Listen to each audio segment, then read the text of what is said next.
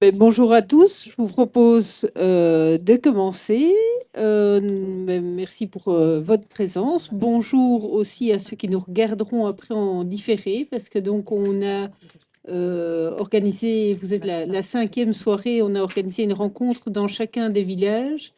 On filme aujourd'hui, en tout cas la partie présentation, pour que ceux qui n'ont pas pu trouver une des 5 dates puissent nous voir en différé et voir les différents projets qu'on souhaite vous présenter. Donc ce rendez-vous, c'est un rendez-vous qu'on veut essayer de tenir tous les 18 mois environ. Ici, ça fait 24 mois qu'on ne l'a pas organisé, mais il y a 12 mois, on était aux élections. Alors, justement, l'occasion de vous présenter le nouveau collège mis en place depuis un an. Donc, moi-même, Bénédicte Paul, bourgmestre, Nicolas Dujardin, premier échevin en charge, entre autres, des travaux de l'urbanisme et de la mobilité, Dominique Hensens, deuxième échevine en charge, entre autres, de l'environnement, de la participation citoyenne, Emmanuel Coq, troisième échevin, en charge entre autres de la jeunesse, des sports, des fêtes et du monde associatif. Muriel Donnet, quatrième échevine, en charge entre autres de l'enseignement, de l'accueil extrascolaire, des aînés et du devoir de mémoire et du bien-être animal.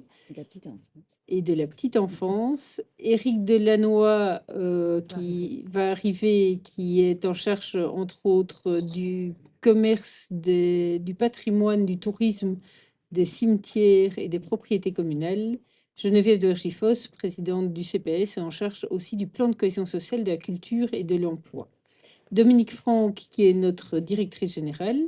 Je vais vous présenter alors aussi les autres personnes qui sont autour de la table. Donc Margot Serrolo, qui est à l'accueil de la commune et qui assure le secrétariat de cette soirée. Les membres du collège. Dominique Ramet, qui est le chef de corps de la zone de police de Marimont.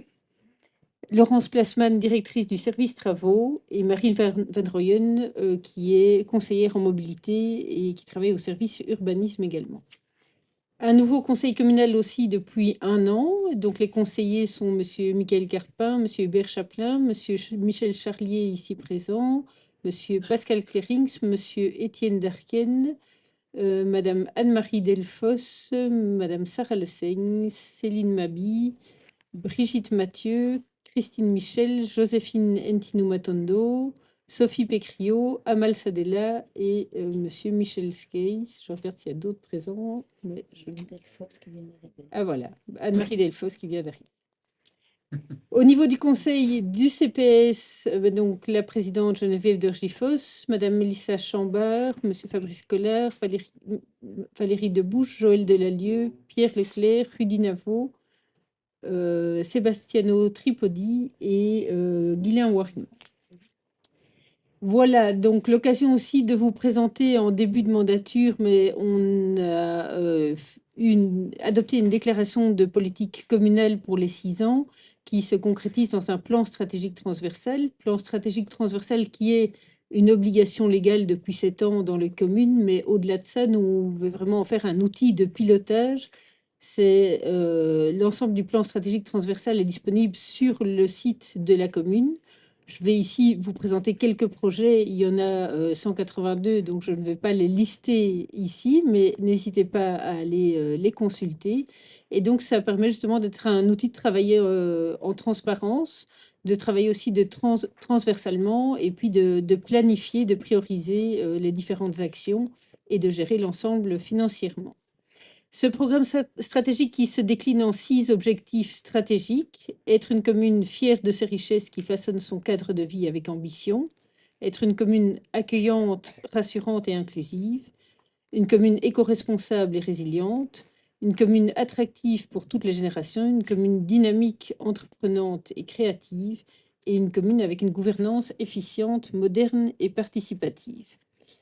Alors, les différents projets, donc je vous disais, il y en a 182, j'ai oublié de le dire en introduction, dans notre ordre du jour. Donc, il y a ce plan stratégique, le schéma de développement communal sur lequel on va revenir, quelques outils informatiques qui sont à votre disposition, le budget participatif qui vient de se clôturer, un petit mot sur les PFAS, parce que c'est un sujet sur lequel on est régulièrement interpellé, le CPAS, la police. Et donc, toute cette première partie de présentation va prendre une grosse demi-heure. Et puis, ben, on vous cède la parole pour les moments de questions-réponses. Je reviens donc sur les projets du plan stratégique transversal. Donc, un des projets, c'est de créer un conseil consultatif du petit patrimoine local.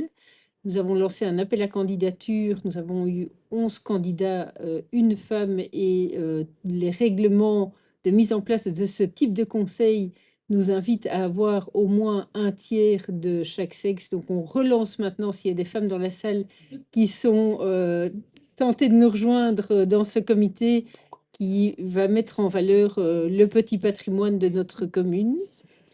Un autre projet, c'est de valoriser le vieux canal. Le vieux canal, ben, il traverse quand même 3 villages de notre entité. Il est propriété de la région wallonne et gestion aussi du département DNF de la région wallonne. Et ben, on constate j'allais dire délabrement, mais c'est peut-être excessif, mais abandon en tout cas. Et donc, on veut vraiment mettre en place un comité de pilotage pour l'entretien de ce vieux canal. On a rencontré les cabinets des différents ministres il y a 2 semaines, et on aura une réunion début de l'année pour vraiment mettre en place ce comité de pilotage. Et notre but, c'est d'essayer de mobiliser des moyens au niveau de la région wallonne. Aménager et végétaliser les places des villages. Les 2 premiers projets sont par rapport aux places d'Arken et de Feluy. Rénover et raviver les bâtiments autour de l'îlot communal. Mais donc ça, c'est en effet un chancre, on peut le dire, depuis de nombreuses années, sur lequel on avait sur la mandature précédente désigné l'intercommunal YTEC pour nous accompagner sur une faisabilité de ramener tous les services communaux ici autour de la maison communale. Ça s'est avéré un projet pas réaliste pour 3 raisons. L'un, la proportion des bâtiments que ça prendrait ici en centre-ville. 2, budgétairement, on parlait de 10 à 12 millions pour l'investissement. Et 3, il n'y avait pas de possibilité de parking sous le bâtiment, et donc au niveau mobilité, c'était un point compliqué aussi, qui a fait que le projet de rassembler tous les services communaux ici autour a été mis de côté. Nous venons de désigner il y a quelques mois un bureau d'études pour nous accompagner dans la mise en place d'un partenariat public-privé pour y développer éventuellement du commerce et en tout cas du logement, et raviver le centre du village ici.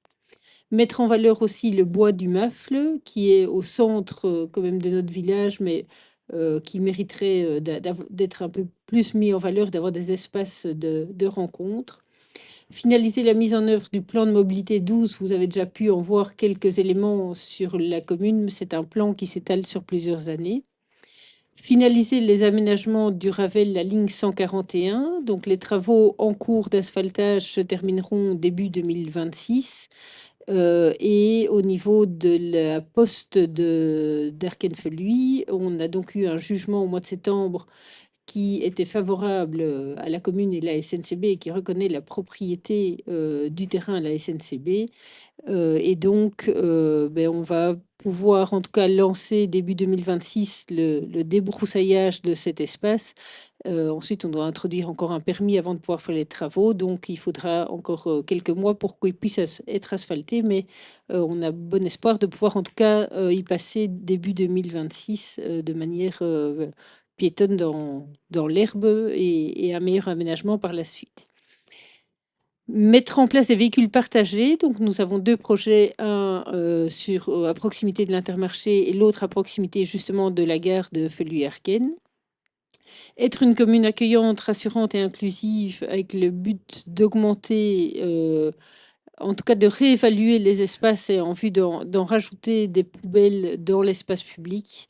Alors, c'est clair qu'il n'y en aura pas, et c'est des demandes qu'on a régulièrement, d'en avoir pratiquement à tous les coins de rue. On en mettra aux endroits où ça justifie par la fréquentation, soit de balades, soit d'arrêt de bus. Poursuivre le déploiement des bulles à verre enterrées. On peut constater qu'aux endroits où on en a mis, il y a quand même une diminution des dépôts clandestins. Et donc, le prochain projet de bulle à verre, c'est sur Senef, c'est à proximité de la salle culturelle de Senef. Créer de nouvelles zones d'immersion temporaire. Il y a 3 projets en cours sur des affluents de la SAM pour Mais retenir, le principe, c'est en fait que dès qu'il y a de fortes pluies, ça joue un rôle de barrage et ça permet de retenir les eaux et donc en aval, dans le centre d'Arken, de limiter les risques d'inondation. Créer une zone de lâcher de chiens, être une commune aussi éco-responsable et résiliente, c'est poursuivre la mise en œuvre du plan d'action en faveur de l'énergie durable et du climat. Et donc là aussi, il y a un conseil consultatif citoyen qui a été mis en place pour accompagner cette mise en œuvre, mener annuellement des actions zéro déchet à destination de tout public et désigner des ambassadeurs éco-responsables dans les écoles. Être une commune aussi attractive pour toutes les générations. Et là, il y a des investissements conséquents dans les bâtiments des différentes écoles. Donc, il y a lieu de moderniser les bâtiments à l'école de Famille Heureux, d'étudier l'implantation d'une nouvelle école à Senef, poursuivre les travaux de rénovation des crèches de Feluy et de Senef. Accroître également, la volonté est d'accroître également le nombre de places publiques. Et donc, d'ici quelques mois, il y aura déjà 4 places supplémentaires à Feluy d'accueil de la petite enfance, pardon. Développer le programme d'ateliers informatiques. On a déjà toute une série d'ateliers informatiques, mais on veut davantage l'étoffer et entre autres pour tout ce qui est utilisation de l'intelligence artificielle. Être une commune dynamique, entreprenante et créative, avec la volonté de soutenir davantage les comités de quartier, d'en faire vraiment des relais citoyens. Créer une ludothèque, créer un nouveau terrain synthétique au football club de Senef. Donc, le terrain actuel a près de 15 ans et donc on a rentré une demande de subside auprès d'Infrasport pour pouvoir mettre en œuvre un nouveau terrain synthétique. Construire le nouveau clubhouse du tennis, c'est un projet dont vous avez déjà entendu parler plusieurs fois. Mais qui reste tout à fait d'actualité. On a rentré une demande de subside auprès d'Infrasport qui a été considérée comme recevable, donc elle n'est pas encore acceptée, mais en tout cas, elle rentre dans les conditions. Donc, on espère pouvoir avoir un complément de financement du côté de la région Wallonne, enfin de la Fédération Wallonne, non, c'est la région Wallonne, les infrastructures. Créer des nouveaux espaces de jeux extérieurs pour tout public. Bon, sur ce nef, il y a déjà eu quelques nouveaux aménagements récemment. Donc, nos prochains projets sont plutôt sur Petit-Reux. Organiser une mise à l'honneur bisannuelle des talents senefois. On organise depuis quelques années la mise en valeur des mérites sportifs, mais l'idée, c'est d'étendre à d'autres thématiques que le sport. Mettre en place des chantiers participatifs. Donc, vous connaissez le budget participatif qui est mis en place maintenant depuis 4-5 ans. On se rend compte que dans les suggestions qu'on reçoit dans ces budgets participatifs, il y a le principe du budget participatif, c'est la commune qui confie une enveloppe à un citoyen ou un groupe de citoyens pour mettre en œuvre un projet. Il y a parfois des projets qui dépassent l'ampleur de ce budget, qui nécessitent de pouvoir être mis en place conjointement avec l'administration. Donc c'est ça, c'est chantier participatif, c'est un travail conjoint de citoyens et de l'administration. Installer des bornes interactives dans les espaces publics, il y a toute une série de services qui sont disponibles via le e-guichet. On y reviendra plus tard, mais certaines personnes ne disposent pas d'imprimante, donc c'est de pouvoir imprimer ces documents. Créer un nouveau support papier, l'idée c'est de faire évoluer l'essor que vous avez dans votre boîte aux lettres chaque semaine vers un nouveau support papier d'information et développer davantage encore de synergie entre la commune et le CPS. Voilà les éléments principaux du schéma du plan stratégique transversal. Comme je vous disais, le reste des projets sont sur notre site, n'hésitez pas à le consulter. Et donc le sujet suivant, justement, c'est le schéma de développement communal. Bonsoir à tous. Je vais être très bref. Donc, la région Wallonne a défini une stratégie en termes d'aménagement de territoire et d'urbanisme. Et dans ce cadre-là, ben, la commune de Senef travaille depuis 3 ans sur le développement de son propre schéma de développement communal, qui est finalement sa stratégie communale en termes d'aménagement de territoire, d'urbanisme, de mobilité. Alors, depuis 3 ans, ben, il y a beaucoup de travail qui a été réalisé. On l'a en partie réalisé avec notamment les citoyens. C'est juste pour vous alerter, ou en tout cas, vous ayez en mémoire qu'on va passer dans une phase, je dirais pratiquement la phase finale avant l'enquête publique, du schéma de développement communal, c'est-à-dire qu'on finalise les objectifs et puis ce schéma de développement va être soumis à l'avis des citoyens. Donc je vous invite vraiment à être attentif par rapport aux démarches qui seront mises en place. L'objectif, c'est que vous puissiez prendre connaissance de ce schéma de développement et que vous puissiez, via vos interventions, vos remarques, vos suggestions, vous puissiez l'enrichir et qu'on puisse évidemment avoir un outil efficace, sachant que c'est un outil de planification pour les 20 prochaines années. En toute logique, l'enquête et donc la sollicitation auprès des citoyens interviendra dans le premier semestre de l'année prochaine. Voilà, merci. Ensuite, au niveau de nos outils informatiques, ben donc notre site internet a été revu, modernisé, épuré, mieux accessible aussi sur smartphone. Et vous y trouvez de l'information, mais toute une série d'outils informatiques, entre autres le e-guichet, qui vous permet toute une série de démarches en ligne, de documents que vous pouvez obtenir au service état civil population, que vous pouvez obtenir directement en ligne. Le e-guichet vous permet aussi de faire toute une série de démarches en ligne comme déclarer des enseignes, des panneaux publicitaires, la résidence secondaire, faire des demandes d'emplacement de stationnement PMR, demander des autorisations de détention de chiens potentiellement dangereux, demande de permis de détention d'un animal peut être fait en ligne. Pour tout ce qui est nid de frelons, là, on vous renvoie vers le site de la région Wallonne, mais donc il y a la possibilité de déclarer aussi des nids de frelons. Pour ce qui est signalement d'un luminaire en panne, on vous renvoie vers le site d'Orez, mais donc il y a la possibilité de déclarer des luminaires en panne, soit sur base du numéro qui est sur le poteau d'éclairage, soit en le géolocalisant sur le site d'Orez. La possibilité aussi, et là on vous renvoie aussi vers les sites ad hoc, de déclarer son alarme ou sa caméra et de faire en ligne des demandes de chèque sport. Un autre outil en ligne, c'est de pouvoir signaler des problèmes que vous observez dans l'espace public. Donc, que ce soit un poteau arraché, un nid de poule, un dépôt clandestin, vous pouvez signaler où se trouve le problème et nous envoyer une photo du problème pour qu'on puisse le prendre en charge.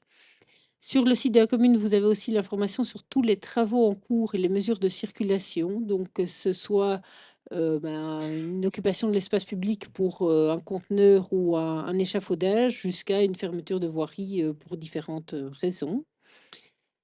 La possibilité aussi de vous inscrire pour tous les stages de jeunesse, espace jeune. Et alors, depuis le 1er juillet, tout ce qui était affiché aux valves communales public est en ligne disponible sur nos valves communales digitales.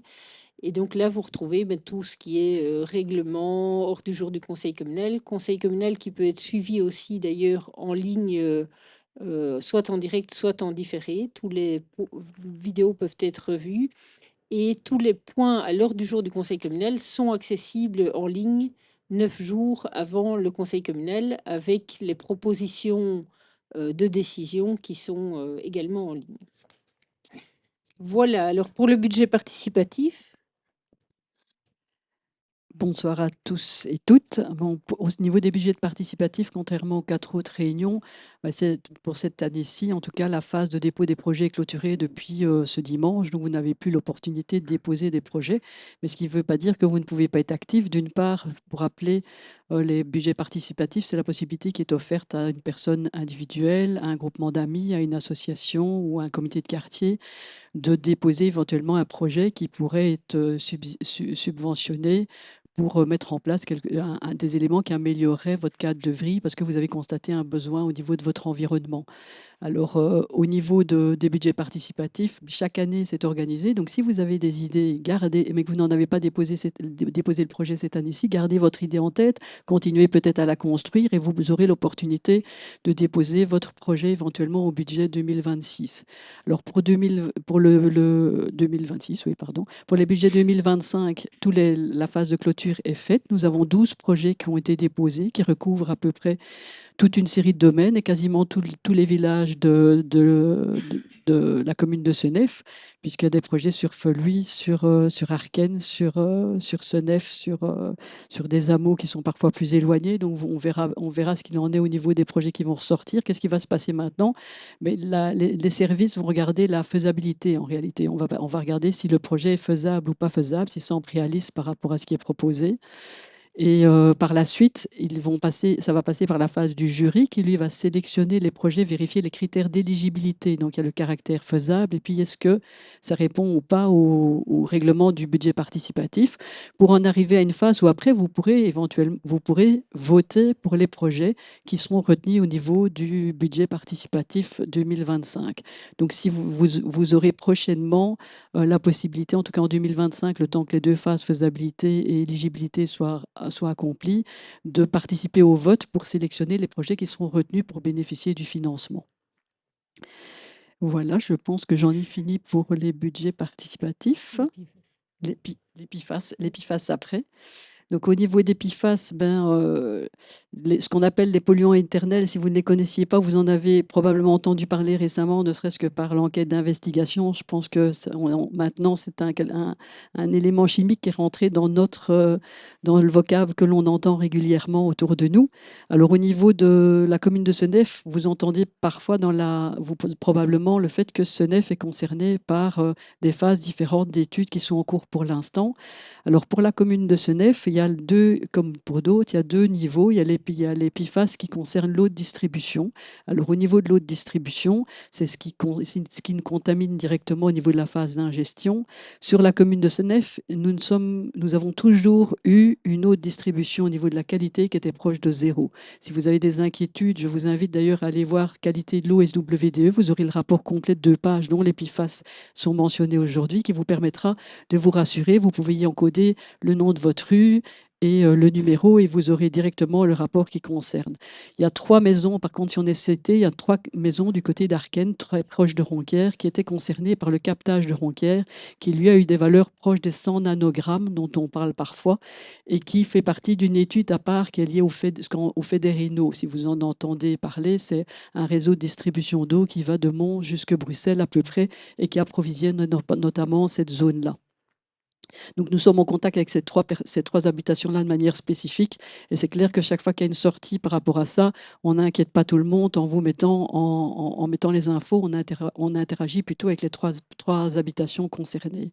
Et alors, il y a une enquête qui concerne là plutôt Feluy et une partie de Famille Heureux, qui est liée au rejet dans les eaux de surface, qui sont liées probablement qui sont liées à des entreprises du zoning, qui sont encore clairement identifiées au niveau des responsabilités, pour lesquelles il y a des poursuites judiciaires qui sont d'ailleurs en cours et pour lequel, là, au niveau des eaux de surface, on n'en est pas encore au stade de s'inquiéter de si c'est ingéré ou pas. Pour l'instant, c'est dans les eaux de surface et on est passé à ce qu'on appelle l'étude de sol. L'étude de sol, c'est vérifier si les sols sont potentiellement contaminés pour les potagers et les poulaliers, puisque l'objectif est de savoir est-ce que ça rentre ou pas dans la chaîne alimentaire humaine à ce stade-ci. Et ça, toutes les maisons concernées sur Feluy et Famille Heureux ont été contactées de manière individuelle aussi pour participer à l'enquête qui est actuellement, à la phase qui est actuellement en cours sur les enquêtes et les mesures au niveau des eaux, des œufs et des sols dans les potagers. Voilà, donc si vous avez des questions, si vous êtes inquiet, n'hésitez pas à venir vers moi après. Mais en tout cas, pour Senef, à ce stade-ci, je dirais si vous habitez le village de Senef, au niveau de l'eau, elle est bonne. Et au niveau des sols, il n'y a pas de connaissance à ce stade de souci de contamination par les PFAS. Merci. Un petit mot sur les CPS. Le CPS. Le CPS. Donc, la mission principale du CPS, c'est de venir en aide aux plus démunis, mais aussi de se soucier de tous les Senefois. Donc, si ce n'est pas pour une aide matérielle, le CPS peut intervenir aussi pour une aide familiale, pour mettre à disposition une aide familiale, pour des repas à domicile, pour des transports. Depuis le mois de novembre aussi, le CPS, le service de seniors du CPS est sur Senef maintenant. Donc, toutes les activités pour seniors ou bien pour les personnes qui ont du temps libre se font sur Senef. Donc, ce sont des activités culturelles, des ateliers culinaires, créatifs ou informatiques, de la gym douce, des danses, des voyages. Donc, il y a vraiment beaucoup d'activités qui peuvent intéresser tout le monde et c'est pas uniquement à destination des plus démunis. Voilà.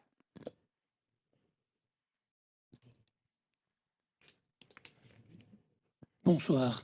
Bon, concernant la police, votre zone de police est organisée sous forme de zone de police pluricommunale, car outre Senef, nous avons Chapelle-l'Herlémont, Morlanoué et Manage. Ça fait plus ou moins 70 000 habitants. Nous sommes 170 collaborateurs, 141 opérationnels, c'est-à-dire, pour faire clair, uniformisés, et nous sommes assistés par 29 collaborateurs qui s'appellent cadres logistiques et administratifs. 4 lieux d'implantation, commissariat central, rue des Canadiens pour le poste local de Senef. Le poste local de Manage est maintenant à Manage, enfin celui qui était à Failly est à Manage, Chapelle-les-Lémont ainsi que Carnières pour Morlanvé. Vos collaborateurs agents de quartier sont au nombre de 3, M. Claes, Mme Ducas et Mme Ornay, dirigés par M. Huard. Ils sont toujours ici au poste de rue des Canadiens. On a voulu garder, en ce qui concerne les contacts, on a voulu garder un système hybride, car on s'est rendu compte que certaines personnes n'étaient pas digitalisées. Donc il y a moyen de nous contacter de manière digitale via le site Internet. Et lorsque vous êtes sur le site Internet, vous vous retrouvez à un moment devant un Y. Soit vous pouvez prendre rendez-vous pour une plainte, ou soit vous pouvez prendre rendez-vous pour pouvoir contacter votre agent de quartier. Avant qu'on me pose la question, lorsque c'est urgent, c'est toujours le 112, n'hésitez pas. Donc voilà. Il y a moyen de contacter votre poste de quartier au 513, enfin 064 513 170, ou au commissariat central au 513 200 pour ceux qui n'ont pas d'ordinateur. Les petits services qu'on peut vous offrir, c'est ce qu'on appelle police veille, c'est-à-dire lorsque vous savez que vous partez en vacances ou que vous décidez de partir et laisser votre habitation seule pendant quelque temps, vous pouvez remplir un formulaire qui s'appelle police veille et nous organisons des rondes. Et aussi un système de technoprévention où on peut vous donner des conseils, notamment pour une future nouvelle acquisition ou une transformation ou même une habitation qui est déjà construite. Voilà, pour le reste, je reste à votre disposition pour éventuellement les questions par rapport à la police. Je vous remercie.